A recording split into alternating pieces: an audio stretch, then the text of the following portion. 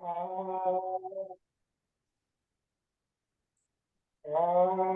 स्वस्ति श्री गणेशाय नमः। अस्मात् गुरुभ्यो नमः। अस्मात् परम गुरुभ्यो नमः। अस्मात् सर्वगुरुभ्यो नमः। श्री राधा कृष्णाभ्याम नमः। श्रीमते रामानुजाय नमः। गजाननं भूतगणाभिसेवितं कपेतजम्बूफलचारुभक्षणम् उमासुतं शोकविनाशकारकं नमामि विघ्नेश्वरपादपङ्कजम्।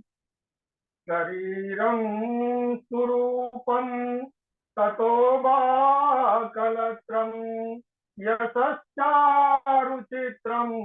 धनं मेरुतुल्यं मनश्चैन लग्नं श्रीगुरुरङ्घ्रिपद्मे ततः किं ततः किं ततः किं ततः किं नारायणं नमस्कृत्य नरं चैव नरोत्तमं देवीं सरस्वतीं व्यासं ततो जयमुदीरयेत्। कृष्ण त्वदीयपदपङ्कजपञ्जरान्ते अद्यैव मे विशतु मानसराजहंसः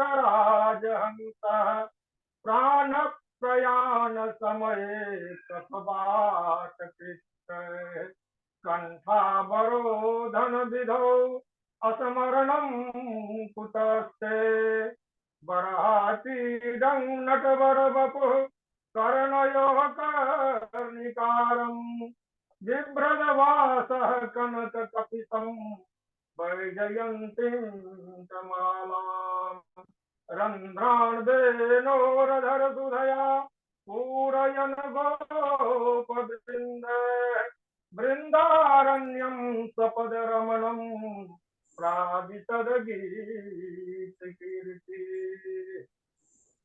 करारविन्देन पदारविन्दं मुखारविन्दे विनिवेशयन्तं वटस्य पत्रस्य पुटे शयनम् बालं मुकुन्दं मनसा स्मरामि। लक्ष्मीनाथ समारम्भां नाथयामुनिमध्यमाम् अस्मदाचार्यपर्यन्तां वन्दे श्रीगुरुपरम्पराम्। रामाय रामभद्राय रामचन्द्राय वेधसे रघुनाथाय नाथाय सीतायाः पतये नमः। मूकं करोति वाचालं पङ्गुमलङ्घयते गिरिं यत्कृपातमहं वन्दे परमानन्दमाधवम्। जय जय श्री राधा रमण जय जय नवल किशोर जय गोपी चित चोर प्रभु जय जय माखन चोर। भक्ति भक्त भगवंत गुरु चतुर नाम बतुएत इनके पद बंदन किए नासत विग्रह। बोले वृंदावन बिहारी लाल की जय। सुखदेव महामुनि की जय। भागवत महापुराण की जय। अनंतानंत कोटि ब्रह्मांड नायक अचिंत्य कल्याण गुण गण निधान सर्वेश्वर सर्वाधिपति अकारण करुणा वरुणालय अकारण करुणाकारक अकारण सकल कल्य सापापहारक परात परम ब्रह्म अनंत कोटि कंदर्प दर्प दलन पटियान निर्गुण निराकार सगुण साकार जगदैक बंधु करुणैक सिंधु सच्चिदानंद घन परमात्मा श्री राधा कृष्ण के जुगल चरणों में दास गणेश का बारंबार प्रणाम। भगवान श्री कृष्ण की आह्लादनी शक्ति वृषभानु नंदिनी श्री राधा रानी के जुगल चरणों में दास का बारंबार प्रणाम। समस्त भक्तजन, उपस्थित श्रद्धालु, भागवत कथा प्रेमी, भक्तिमयी माता, भाई बहनों एवं समस्त भूतादि प्राणी, या राम मैं सब जग जान, करऊं प्रणाम जोरि जगुपान। वंदन संत असंत चरणा, उभय रीत कछु जात न बरन। आज मैं अपने सभी जूम के साथियों के समक्ष श्री गुरु चरण की कृपा से श्रीमद् भागवत कथा का शुभारंभ कर रहा हूँ। भगवान के चरणों में श्रद्धा भक्ति का समर्पण ही भागवत कथा का पहला खंड है। भक्ति, श्रद्धा, विश्वास, इन तीनों के साथ श्रीमद् भागवत जो भगवान की मांगमयी प्रतिकृति है, उनका गुणगान करना हमारा परम लक्ष्य। जीव जगत भगवान के चरण की कृपा से ही स्वस्थ है, आनंद है और इस लोक का सुख भोग करके परलोक तक के उसको भोगने में सक्षम है। सबसे पहले हम भगवान के चरणों में अपना प्रेम निवेदन करते हैं और आगे हम कथा को आगे बढ़ाते हैं। श्रीमद् भागवतम पुराण तिलकम, श्रीमद् भागवतम पुराण तिलकम, यद् वैष्णवानां धनम यस्मिन् पारमहंस्यमेव ममलम् ज्ञानं परम्।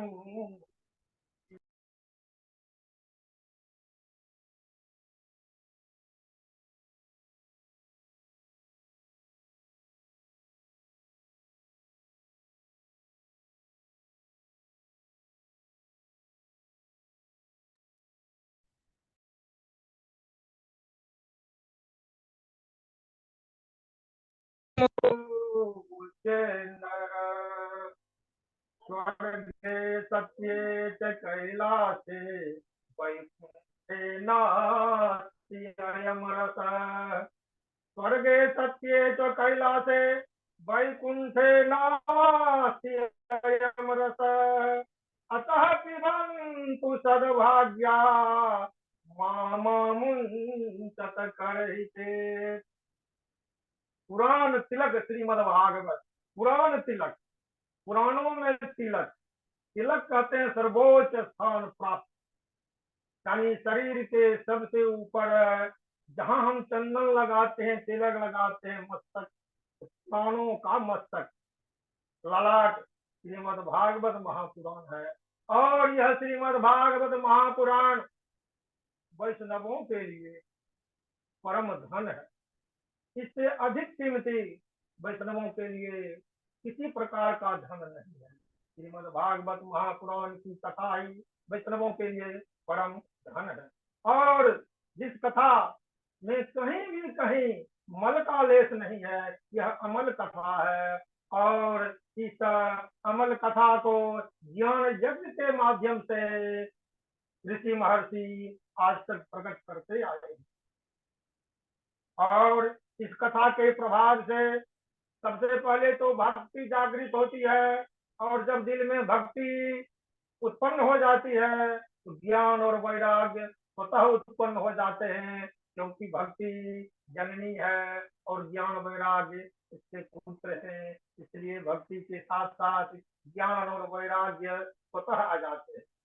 अब यह कथा केवल धरती पर है, न तो स्वर्ग में है, न कैलाश पर है, न ब्रह्मलोक में है। और श्रीमद् भागवत कथा का यह अमृत और धरती पर रस हमें प्राप्त है, कहीं प्राप्त नहीं है।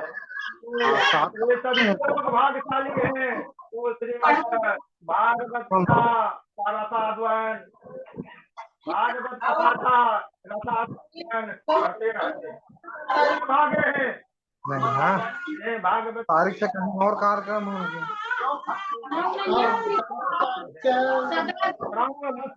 लेकिन वे सभी भाग्यशाली हैं जो श्रीमद् भागवत कथा का जो रस है, रस है, रस है, और यह जो प्रेम रस है, आराधनी राधा रानी के जुगल चरणों से निश्चित जो रस है, और उस रस का पान जो नहीं किए वे चुक गए। और इस धरती पर मनुष्य के रूप में आ जाने के बाद बिना भागवती कथा से यह जीवन सुधर नहीं सकता है। इस जीवन को सुधारने के लिए श्रीमद् भागवत की कथा का श्रवण परम आवश्यक है। आगे हम चलते हैं नैमिषारण्य क्षेत्र में। एक बार की बात है, सौनकादि ऋषि ने 1000 वर्ष तक समाप्त चलने वाले ज्ञान यज्ञ प्रारंभ किया, और उस ज्ञान यज्ञ में उपस्थित सूत गोस्वामी को सबसे ऊंचा स्थान दिया गया, उन्हें व्यास गद्दी दी गई, और उनसे सौनकादि ऋषियों ने जन कल्याण के निमित्त, लोक मंगल के निमित्त, चराचर संसार के उद्धार के निमित्त प्रश्न पूछते हैं। अब ये सौनक ऋषि हैं कौन? तो सौनक ऋषि महर्षि सुनक के पुत्र हैं, ये भृगुवंशीय हैं। ऐसे तो ये अंगिरा गोत्रीय भी हैं, लेकिन आगे चलकर ये भृगुवंश से संबंधित हो गए, इसलिए ये भृगुवंशीय भी कहलाए। तो सुनक ऋषि के पुत्र सौनक ऋषि हैं, और ये कुलाधिपति हैं। नैमिषारण्य में अध्ययन अध्यापन की जो गुरु परंपरा है, और वह गुरु परंपरा का प्रथम संचालक महर्षि सौनक है।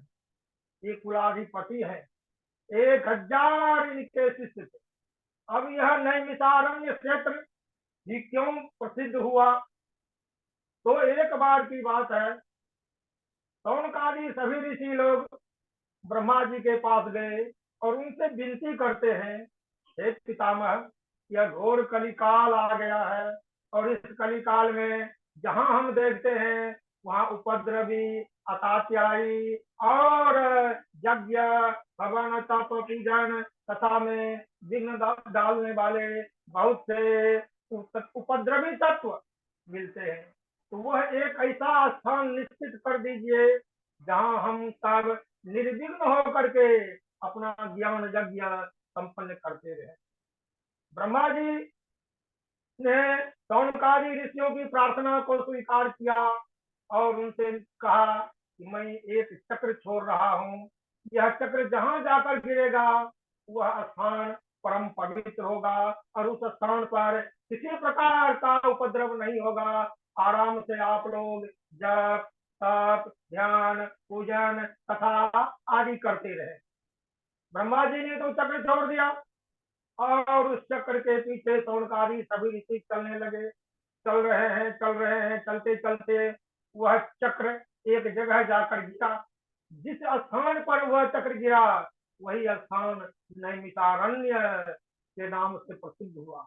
धरती पर नैमिषारण्य जो तीर्थ स्थल है, वह परम पावन गंगा के तट पर है और वहाँ किसी प्रकार का उपद्रव संभव नहीं है, क्योंकि वहाँ पर तो हमेशा भगवान नर और नारायण तपस्या करते रहते हैं, उनकी उपस्थिति हमेशा रहती है। बोल दे भगवान नर और नारायण की जय। तो उस पवित्र स्थान पर शौनकादि ऋषियों ने 1000 वर्ष तक चलने वाले अनुष्ठान का आरंभ किया और उस अनुष्ठान में महर्षि सूत गोस्वामी को ऊंचा स्थान दिया गया और उन्हें व्यास गद्दी दे करके उनसे शौनकादि ऋषियों ने लोक मंगल के उद्देश्य से प्रश्न करते हैं। पहला प्रश्न है, यह जो संसार है, इस संसार में जितने भी जीव हैं, खास करके मानव, उनके उद्धार का सहज साधन क्या है? सहज साधन, साधन बहुत हैं, लेकिन सहज साधन क्या है जिस साधन को करने में वे सक्षम हो। फिर दूसरा प्रश्न है, शास्त्र अनेक हैं, वेद, ब्राह्मण ग्रंथ, आरण्यक, उपनिषद, सर्वदर्शन, अनेक शास्त्र हैं और मानव का जो जीवन है यह क्षणभंगुर है, बहुत दिनों तक रहने वाला नहीं है, अल्पायु भी हो सकता है। तो कम से कम समय में इन शास्त्रों का जो सारांश है, जो मानव के कल्याण के लिए परम आवश्यक है, आप उन शास्त्रों में से किसी एक शास्त्र का चयन करके आप बता दें। तीसरा प्रश्न पूछते हैं, हे महर्षि सूत जी, भगवान श्री कृष्ण स्वतः भगवान है, परमेश्वर है, परम ब्रह्म परमात्मा है, उन्हें जन्म लेने की क्या आवश्यकता पड़ी और देवकी और वसुदेव के यहाँ ये जन्म किस प्रयोजन, अपने किस स्वार्थ की पूर्ति के लिए, किस निमित्त देवकी और वसुदेव के यहाँ उत्पन्न हुए? भगवान तो संकल्प मात्र से ही प्रत्येक कार्य को करने में सक्षम है, फिर उन्हें जन्म ग्रहण करने का क्या उद्देश्य है, प्रयोजन बता दो। आगे चौथा प्रश्न है कि भगवान इस धरती पर आए, उनके कर्म अनेक हैं, अनेक कर्म हैं, उनके कर्मों का वर्णन करना मानवों के लिए संभव नहीं है, फिर भी उनकी जो लीला है, उन लीलाओं की कथा आप हमें सुनाए। उसके बाद आगे का प्रश्न है कि भगवान के कितने अवतार हुए, अवतारों की संख्या क्या है, और सबसे अंतिम प्रश्न है कि जब भगवान श्री कृष्ण इस धराधाम का त्याग करके वैकुंठ चले गए, तो फिर यह जो धर्म है वह किसके शरण में गया? जब तक वासुदेव कृष्ण धरती पर रहे तब तक धर्म के रक्षक तो स्वयं वासुदेव कृष्ण हुए, और उनके चले जाने पर फिर धर्म किसके शरण में गया? इस प्रकार शौनक ऋषि सूत गोस्वामी से 6 प्रश्न करते हैं और उनका प्रत्येक प्रश्न अपने स्वार्थ के लिए नहीं है, लोक मंगल के लिए है। जब लोक मंगल के लिए कोई प्रश्न किया जाता है तो उत्तर देने वाले भी बहुत खुश होते हैं। तो पहला प्रश्न उन्होंने इस प्रकार किया, श्रीमद् भागवत में यह पंक्ति है, तत्र तत्रांजसायुष्मन् भवता यद स्थितम् पुंसामेकान्ततः श्रेय तन्न संसितुमर्हसि। आप अनुशंसा करें कि परम श्रेय क्या है। अनुशंसा करने वाले तो बहुत हुए, लेकिन परम श्रेय क्या है, आप अपने मुख से निश्चित करके बता दें। भूरि भूरि कर्माणि श्रोतव्यानि विभागशः अतः साधोत्र यत सारम समुद्रित्य मनीषया। शास्त्रों का सार भी आप बता दें कि शास्त्रों का सार क्या है, किस शास्त्र का अध्ययन करके, श्रवण करके, चिंतन करके मानव समुदाय भव सागर को पार करेगा। ब्रूहि न श्रद्धानानाम ये नात्मा संप्रसीदति। और उन शास्त्र सार का अध्ययन करके, शास्त्र सार का वाचन करके, शास्त्र सार का श्रवण करके इस धरती पर मानव भगवान के चरणों में अपना प्रेम अर्पित कर सके। सूत जानासि भद्रम ते भगवान सात्वताम पते देवक्याम वसुदेवस्य जातो यस्य चिकीर्षया। भगवान तो संकल्प मात्र से ही सब कुछ करने में सक्षम, फिर वे जन्म क्यों लेते हैं, और उसमें भी देवकी के गर्भ से वसुदेव के घर में किस उद्देश्य से आते हैं।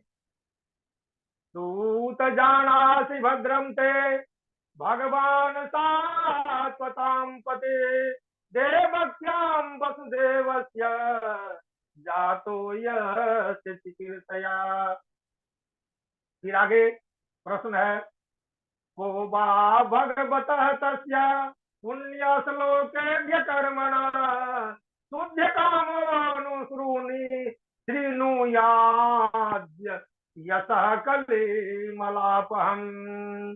को वा भगवतः तस्य पुण्यश्लोके कर्मणा शुद्ध कामो न श्रीनुयाद् यतः कलिमलापहम्। तस्य कर्माणि उदाराणि परिगीतानि सुरभि ब्रूहि न श्रद्धानाना लीलया ददतः कला। अब फिर ऋषि महर्षियों ने उनके तो अनगिनत कर्म बताए हैं, आप कृपा करके उनकी लीला का ही वर्णन करें जिससे उनके चरणों में हमें प्रेम हो, मानव कल्याण हो। अथाख्याहि हरेर धीमन, अथाख्याहि हरेर धीमन अवतार कथा शुभा लीला विदधतः स्वैर मीश्वरस्यात्म मायया। आख्याहि, आप बतावें, हरे हे धीमन, हे बुद्धिमान, हे परम ज्ञानी सूत गोस्वामी जी, आप बतावें, क्या बतावें, तो उनकी अवतार की कथा। क्योंकि भगवान कृष्ण तो अवतारी हैं और वे कला रूप में, अंश रूप में जितने अवतार लिए हैं, तो उन अवतारों की कथा भी आप प्रेम पूर्वक हमें समझाएं, हमको बतावें। वयम तु तृप्याम उत्तम श्लोक विक्रमे यत शृण्वताम रस ज्ञानम स्वादु स्वादु पदे पदे। अब श्री कृष्णचंद्र भगवान की जो कथा है, उनकी जो लीला है, उनकी लीला का जो एक एक पद है, संपूर्ण लीला तो जगत से मानव का उद्धार करने वाला है ही, उस लीला का एक एक पद का जो गान करेगा वह भी धरती पर से मुक्ति को प्राप्त कर लेगा। और जो रसज्ञ हैं, रस की महत्ता को पहचानते हैं, भागवत रस का जो पान करने में कुशल हैं, वे चाव से उनकी लीला कथा से जो रस उत्पन्न होगा, उस उत्पन्न रस का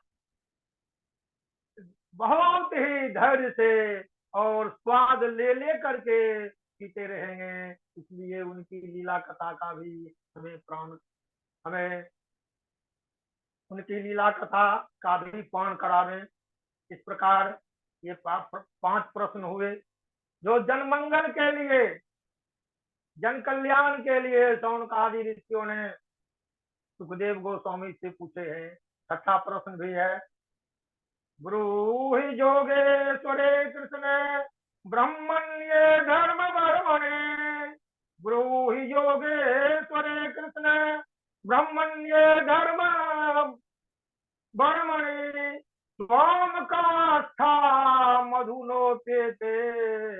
धर्मकं शरणं गतः। अंतिम प्रश्न है, भगवान योगेश्वर श्री कृष्ण धराधाम का जब त्याग कर देते हैं और अपने वैकुंठ धाम को चले जाते हैं, तब धर्म किसके शरण में गया? जब तक भगवान कृष्ण धराधाम पर उपस्थित रहे, तब तक धर्म की रक्षा करते गए, साधु साधुओं की रक्षा करते रहे। परित्राणाय साधूनां विनाशाय च दुष्कृतां धर्म संस्थापनार्थाय संभवामि युगे युगे। उनके बारे में कहा गया है कि वो तो धर्म के संस्थापक हैं, धर्म से एक सूता भी इधर उधर हिलने किसी को नहीं देते।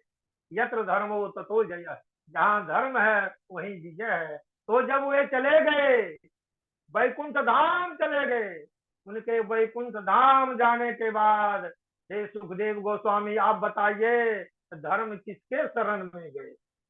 धर्म की रक्षा करने के लिए कौन आए?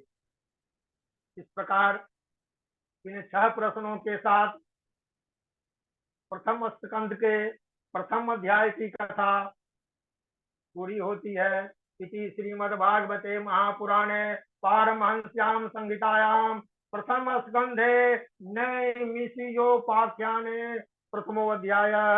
तो नैमिषारण्य क्षेत्र का महत्व, नैमिषारण्य क्षेत्र का नामकरण और नैमिषारण्य क्षेत्र में ऋषियों की संख्या आदि का ज्ञान इस अध्याय के माध्यम से हमें प्राप्त हुआ है।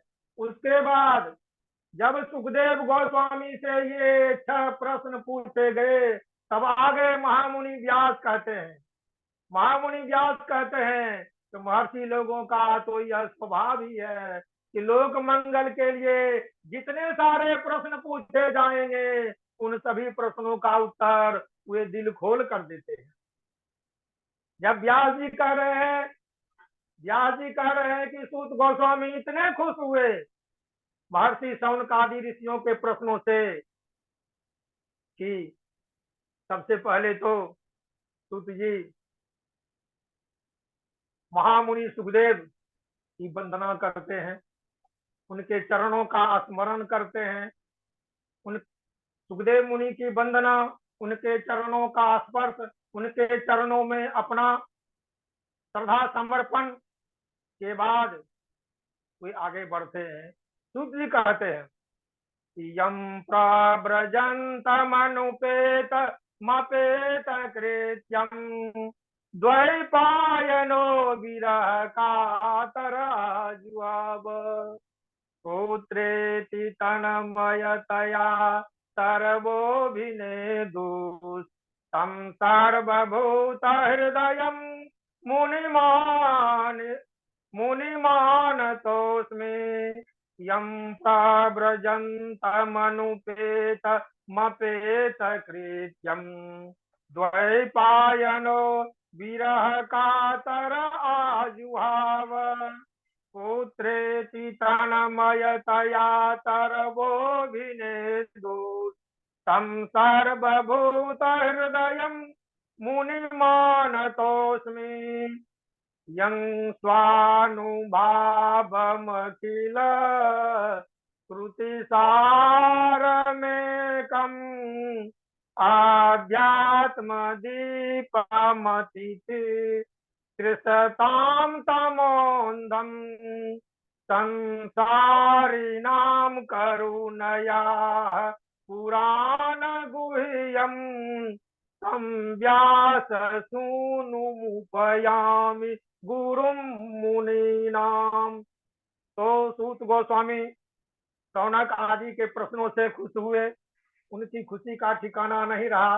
वे कितना खुश हुए जिसके बारे में व्यास जी स्वयं कहते हैं कि बहुत प्रसन्न हुए, और प्रसन्न होकर के शौनक आदि ऋषियों के प्रश्नों का उत्तर देने से पहले उन्होंने महामुनि सुखदेव का स्मरण किया, उनका ध्यान किया, उनके चरणों की वंदना की, क्योंकि महामुनि सुखदेव वे तो गुरुओं के भी गुरु हैं, मुनियों के परम मुनि हैं। ऐसे विरक्त संसार में जन्म लेकर भी संसार के अनुभव से पूर्णतः विरक्त सुखदेव मुनि, जो व्यास जी के सुनु यानी पुत्र हैं, उनके शरण ग्रहण करते हुए आगे सूत गोस्वामी कहते हैं। उसके बाद सबसे पहले तो सुखदेव गोस्वामी के चरणों की वंदना कर लेते हैं।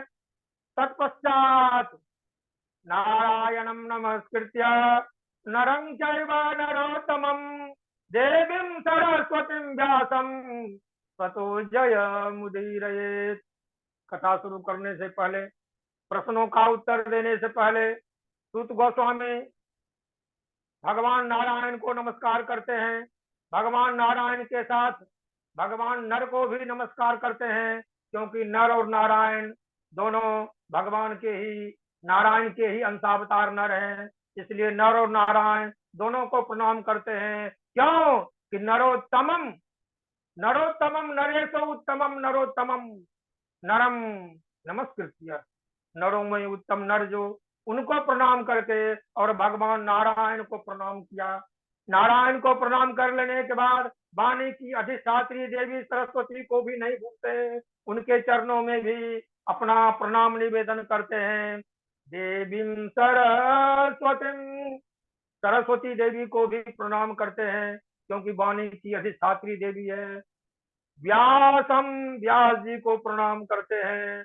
ततो जयम उदीरयेत, उसके बाद जयम यानी जय संहिता, रामायण महाभारत श्रीमद् भागवत महापुराण आदि को जय शास्त्र कहा गया है, जय संहिता कहा गया है। तो नारायण को नमस्कार कर लेने के बाद नरोत्तम को यानी नर और नारायण दोनों को नमस्कार कर लेने के बाद देवी सरस्वती का ध्यान करते हैं।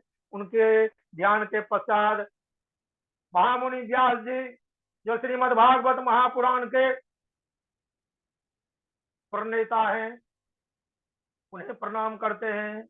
उसके बाद व्यास जी के द्वारा लिखित श्रीमद् भागवत महापुराण, जो इस धरती पर महामुनि सुखदेव के मुंह से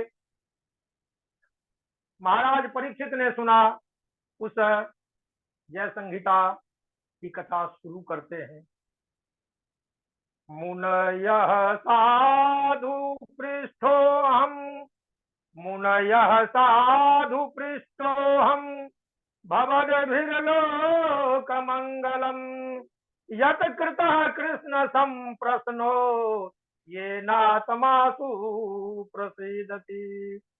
सूत गोस्वामी कहते हैं, हे महामुनि सौनक, हे महर्षियों, आपने संसार के कल्याण के लिए यह प्रश्न पूछा है, और यह प्रश्न भगवान श्री कृष्ण की भक्ति से संबंधित है।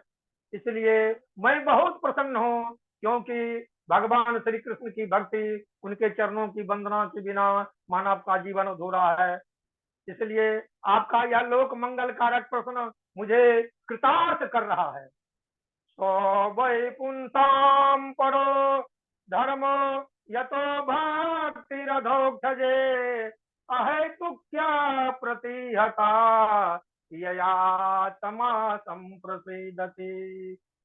पहला जो प्रश्न था, पहला प्रश्न था कि परम श्रेय क्या है, मानव के कल्याण का परम सरलतम साधन क्या है।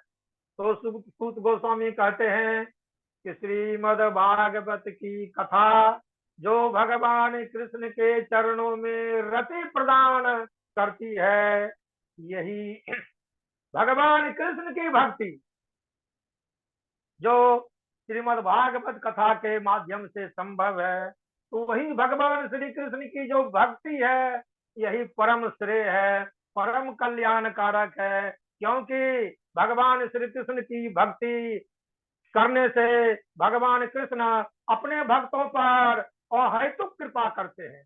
जो भक्त निष्काम भक्ति करते हैं, उनकी निष्काम भक्ति को देख करके उन्हें सर्वोच्च स्थान प्रदान करते हैं। ध्रुव, प्रहलाद आदि को भी उनके निष्काम भक्ति के कारण ही उच्चतम स्थान मिला। वासुदेवे भगवते भक्ति योग प्रयोजिता जनयत्यासु वैराग्यम ज्ञानम च यद हेतुकम। भगवान श्री कृष्ण के चरणों में भक्ति ही भक्ति योग है। और जब भक्ति योग होगा तो ज्ञान होगा, और जब ज्ञान होगा तो वैराग्य होगा। भक्ति के प्रभाव से ही जनयति, आंसू मने शीघ्र, जल्दी भक्तों के हृदय में जन्म ले लेता है क्या? वैराग्यम ज्ञानम च। भगवान कृष्ण की अहेतुकी कृपा का प्रभाव है, भगवान वासुदेव के चरणों की भक्ति का प्रभाव है कि जो कोई उनकी भक्ति करेगा उसके हृदय में वैराग्य और ज्ञान स्वतः जन्म ले लेगा। इसलिए भगवान श्री कृष्ण की भक्ति ही सबसे परम साधन है। इसके अतिरिक्त कोई परम साधन नहीं है। यही मानव का परम कल्याण कारक है। इसलिए भगवान श्री कृष्ण की भक्ति में हम अपने मन को लगाते हैं। बोल दे वृंदावन बिहारी लाल की जय, सुखदेव महाभग पुरुष की जय, भागवत महापुराण की जय, महामुनि व्यास की जय। जय जय राधे श्याम, जय जय सीताराम। गुरु के चरणों में सादर प्रणाम। बहुत आनंद आया, बहुत अद्भुत वक्तव्य, भाव विभोर कर दिया हमारे झा जी ने, व्यास जी ने बड़ा सुंदर और बड़ी सरसता के साथ, और वाणी में बड़ा जो है तो एक वो जो है जो श्रोताओं को एकदम सहसा ही अपने तरफ खींचने वाला है। स्पष्टता तो स्वाभाविक है आपके, क्योंकि आप स्वयं आचार्य हैं। बहुत अच्छा, बड़ा आनंद आया। हमारे साथ साथ जितने लोग जुड़े थे, सुन रहे थे, सभी बड़े प्रसन्न हैं। और हम अब जल्दी निवेदन करते हैं ठाकुर जी के चरणों में कि हम आ करके और कथा महोत्सव में बैठ करके और आपके मुख से कथा सुने जल्दी ही। आयोजन वहीं कोई क्षेत्र में हो, जल्दी हो ठाकुर जी की कृपा से।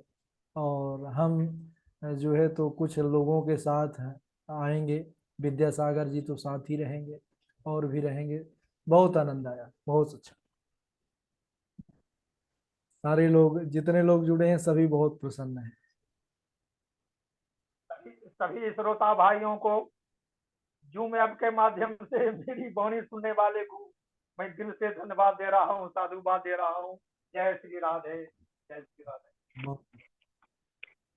चलिए, पूर्वी बोल रही हैं ट्यूजडे को